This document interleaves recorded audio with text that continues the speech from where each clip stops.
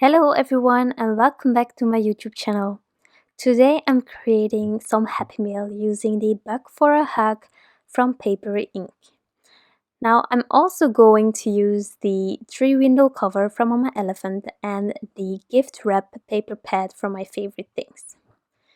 Now I colored a lot of these images just on the sofa, and well, then I had the card idea, so I'm going to show you how I color these images. These aren't all the images that I'm going to use, but just so that you know how the coloring came all together, I just chose these 5 to color again, and then those leaves. So I have some really simple coloring today to share with you because these images are tiny, but they are so cute. Now, I really don't like insects, but well, I make an exception for this stamp set and for others from the Paperie Ink stamp sets. They are amazing. I adore them. I fell in love with them the first time that I saw any of their stamps released, and then well, I realized that they were US based. Most of the stamps are US based, but really recently they also got available in Europe in one of the shops, so that's why I have these. Otherwise it was way harder, but I'm so glad that there is a European shop carrying this brand, so that I can let myself go and buy all of these cuties. So as you can see here, also for the warm grays, not doing anything really fancy, but it all comes to life, and I'm using the Transotype perfect coloring paper, so at least 2 layers is what I need to get my blending going on.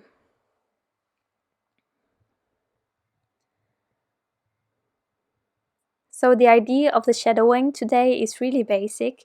I add the shadows there where their backs are, except when they are facing right at us. I'm just making sure that the highlight is in the middle. And that's how I decided on my shadowing.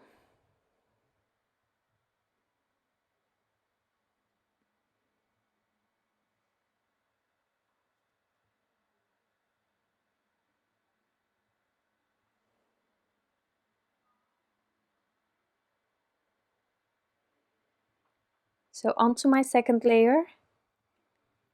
And as you can see, also because these images are so tiny, I can color them all at once. If I have bigger images, I'm not likely to do that just because, but here as they are this small, it's all at one go. And then we can continue with the leaves. So for the leaves, I have decided today to keep it really bright. Also, the shadowing is more where it's going to be placed on the card, and then just the bottom of the leaves are going to be a bit darker, but there is no right or wrong in this. Just have fun with the coloring, color how you like the end result to be, and then it's just fine. So for the greens, I have yellow green 23, yellow green 03, and yellow green 00. And as you can see, it's really bright. But I think it's also really nice to have this color combination when you're working with grays and reds. This way it really pops when you add it to the other one and stuff. So also onto my second layer, and if needed, just adding more.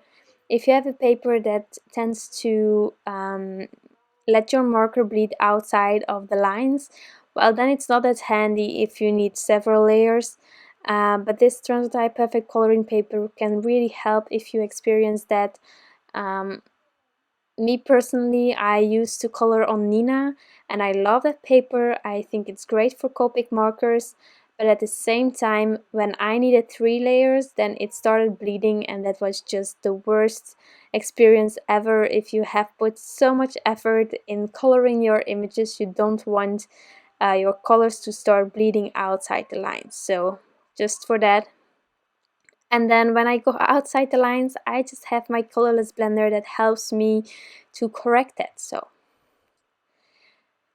As far as I know, no matching dies, so for this brand I make the exception. But I'm not a fussy cutter. I prefer using dies if I can, but if I need to, I will be fussy cutting. And while I have these scissors changed my life. I got them from Annette. One of you sent me some amazing scissors, and this one, since I have it, I'm less scared of fussy cutting. Still not my favorite, but there are just some stamps where you need to do that, or if budget don't allow the dies, then scissors are your go-to. So I have my card base here, and now I'm going to cut out that 3-window cover from the gift wrap paper pad. Now I think this paper pad is adorable. If you don't like pattern papers or you don't have them, you can always create your own background, but from time to time I really like having some pattern paper to create my cards with. And it's also a really quick way to help you with creating your card. Before adding these 3 windows onto my card base, I'm first going to add my sentiment. Now I'm going to stamp it out using the same black ink as for my images, the Gina K Designs Amalgam ink. And once that's on there, I can truly start assembling everything.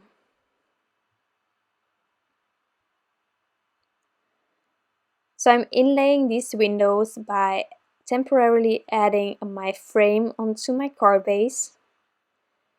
And once they are in there, I am going to use some Scotch 3M foam tape for my frame itself. I want a bit of dimension for this card, and I think this is a nice way to add that. I will also be using this Scotch 3M foam tape to help me have the same height for my images.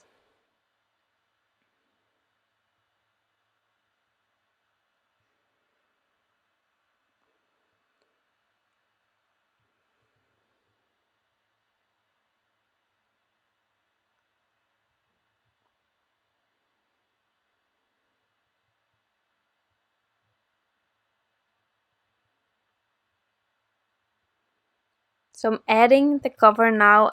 I'm taking my time to get it aligned straight. Also, I want this pattern to run through all over. I don't want to mess it up.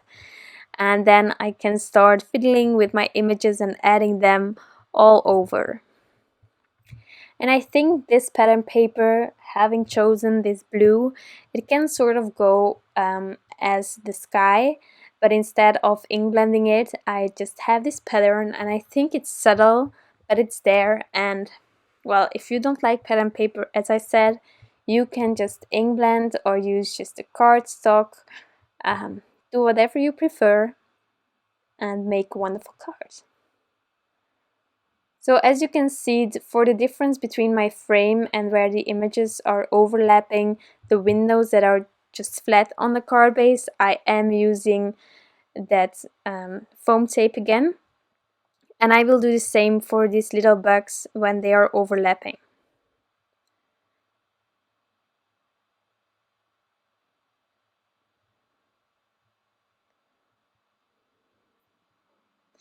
And you can fill these cards as much as you want. These images are tiny, they are small, little. And I think I added quite a lot, but at the same time, you know, you can do less, you can do more, however you prefer. If you like a really filled up card, then you can definitely add more than me. And if you want it a bit more subtle, then you can add less if you want to.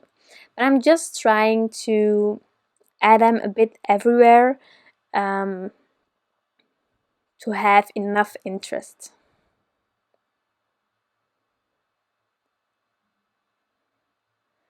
So some of them will be sitting on the leaves, others will be gliding off the leaves like in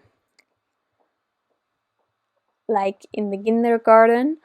And then others will be flying around, some will be crawling. It's just so adorable. I love it when your critters have a bigger head than the body. I think it makes it so much cuter. So that's why I think I adore this brand. here another one, and then I decided to add some embellishments. So I have these iridescent bubbles. These are the tiny ones from Studio Katia. As I said before, iridescent is the way to go. If you are not familiar with sequins, then, well, there are a lot of different sequins out there, but if you want to have a sequence that works with everything, then you go iridescent. You have a translucent idea, but at the same time, depending on how the light is, you have several colors and it will always match with your background or with the images or whatever. I love it. I can use it on every card. I don't do that, but I could. So I'm just using some liquid glue to add them, and then I have my embellishment wand from Studio Katia. I love this wand. I have it already quite some time, and I adore it. I don't want anything else. So if you want to know. So that's that. And then I'm not going to add anything. This is my card. So I hope that you enjoyed the process, and of course that you like the end result. If you have any questions for me, you can leave them in the comments. I will get back to you, I promise. I hope that you have an amazing day left, and I will be back soon with some new crafty inspiration. Bye!